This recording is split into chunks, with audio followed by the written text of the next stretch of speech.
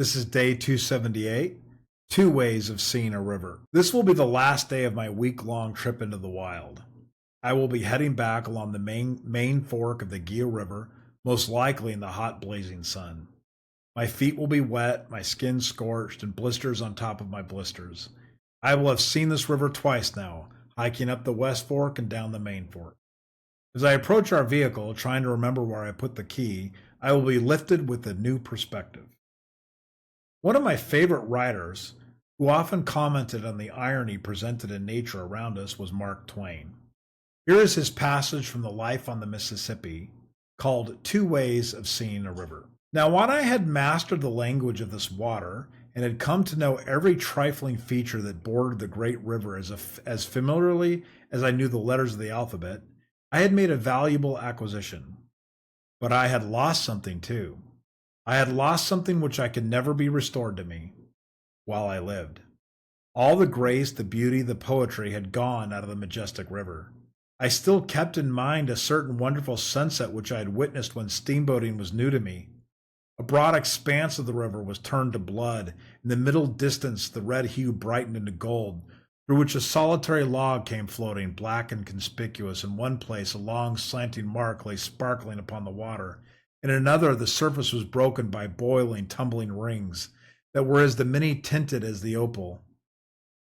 Where the ruddy flush was faintest was a smooth spot that was covered with graceful circles and radiating lines, ever so delicately traced. The shore on our left was densely wooded, and the somber shadow that fell from the forest was broken in one place by a long ruffled trail that shone like silver. And high above the forest wall, a clean-stemmed dead tree waved a single leafy brow that glowed like a flame in the unobstructed splendor that was flowing from the sun. There were graceful curves, reflected images, woody heights, soft distances, and over the whole scene, far and near, the dissolving lights drifted steadily, enriching it. Every passing moment with new marvels of coloring. I stood like one bewitched. I drank it in a speechless rapture. The world was new to me, and I had never seen anything like this at home. But as I have said, a day came when I began to cease from noting the glories and the charms which the moon and the sun and the twilight wrought upon the river's face. Another came when I ceased altogether to note them. Then if that sunset scene had been repeated, I should have looked upon it without rapture, and should have commented upon it inwardly in this fashion. The sun means that we are going to have wind tomorrow. That floating log means that the river is rising, small thanks to it. That slanting mark on the water refers to a bluff reef which is going to kill somebody's steamboat one of these nights. If it keeps on stretching out like that, those tumbling boils show a dissolving bar and changing channel there.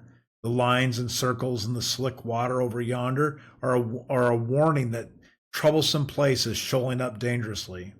That silver streak in the shadow of the forest is the break from a new snag, and he has located himself in the very best place he could have found to fish for steamboats.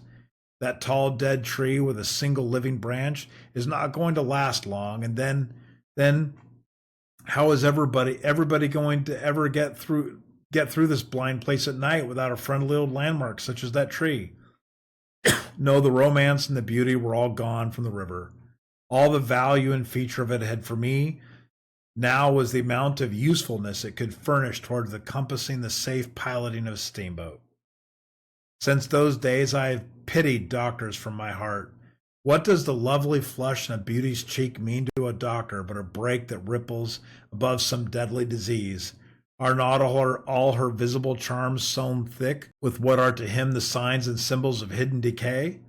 Does he ever see her beauty at all? Or doesn't he simply view her professionally and comment upon her unwholesome condition all to himself? And doesn't he sometimes wonder whether he has gained most or lost most by learning his trade?